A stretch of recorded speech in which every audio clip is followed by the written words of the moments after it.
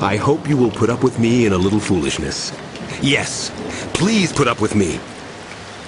I am jealous for you with a godly jealousy.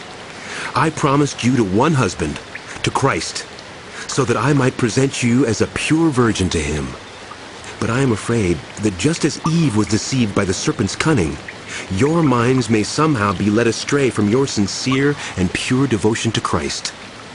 For if someone comes to you and preaches a Jesus other than the Jesus we preached, or if you receive a different spirit from the spirit you received, or a different gospel from the one you accepted, you put up with it easily enough.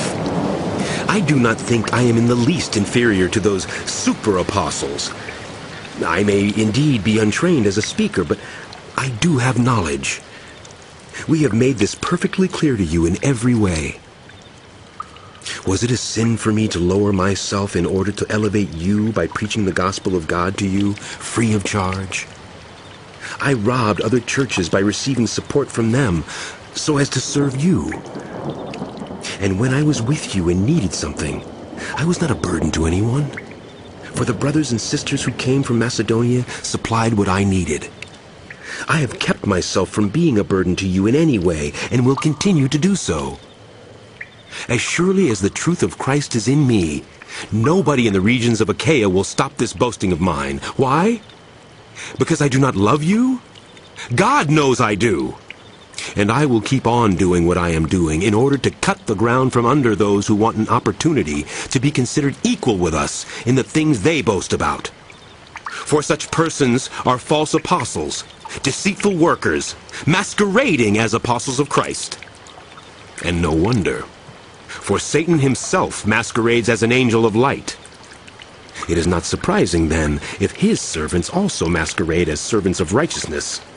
Their end will be what their actions deserve.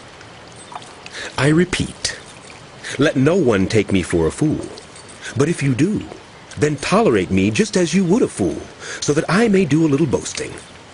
In this self-confident boasting, I am not talking as the Lord would, but as a fool.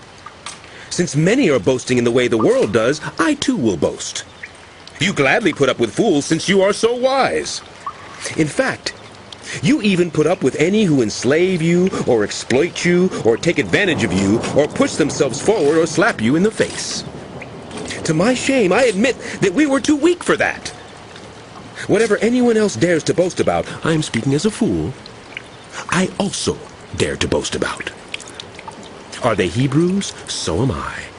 Are they Israelites? So am I. Are they Abraham's descendants? So am I. Are they servants of Christ? I am out of my mind to talk like this. I am more. I have worked much harder, been in prison more frequently, been flogged more severely, and been exposed to death again and again. 5 times I received from the Jews the 40 lashes minus 1. 3 times I was beaten with rods. Once I was pelted with stones. 3 times I was shipwrecked. I spent a night and a day in the open sea. I have been constantly on the move. I have been in danger from rivers, in danger from bandits, in danger from my own people, in danger from Gentiles, in danger in the city, in danger in the country, in danger at sea, and in danger from false believers. I have labored and toiled, and have often gone without sleep. I have known hunger and thirst, and have often gone without food. I have been cold and naked. Besides everything else, I face daily the pressure of my concern for all the churches. Who is weak and I do not feel weak? Who is led into sin and I do not inwardly burn? If I must boast, I will boast of the things that show my weakness. The God and Father of the Lord Jesus, who is to be praised forever, knows that I am not lying. In Damascus, the governor under King Aretas had the city of the Damascenes guarded in order to arrest me. But I was lowered in a basket from a window in the wall and slipped through his hands.